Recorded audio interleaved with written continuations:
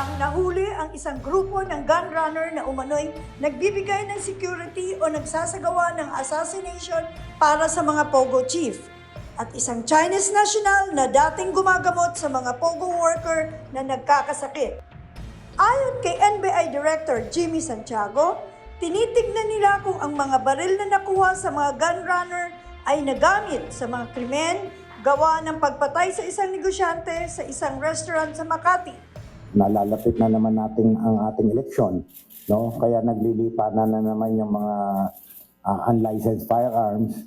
Kaya yun nga, mahigpit ang aking tagubilin sa ating mga ahente na check on mga ganito, firearms binebenta, mga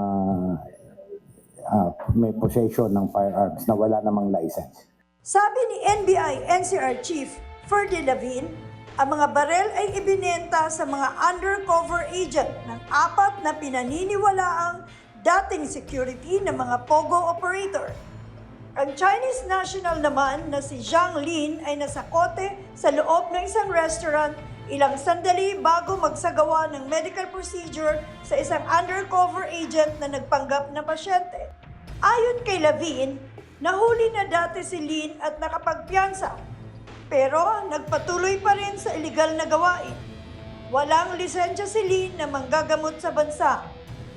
Ito yung pinasaran na dati na clinic at for some reasons they continued to operate by texting now the patients or the clients to meet them not in the clinic because it's already closed. Meron lamang hanggang katapusan ng taon ang mga ahensya ng gobyerno para isara ang lahat ng Pogo sa buong bansa. Para sa agenda, Nancy Carvajal, BNC.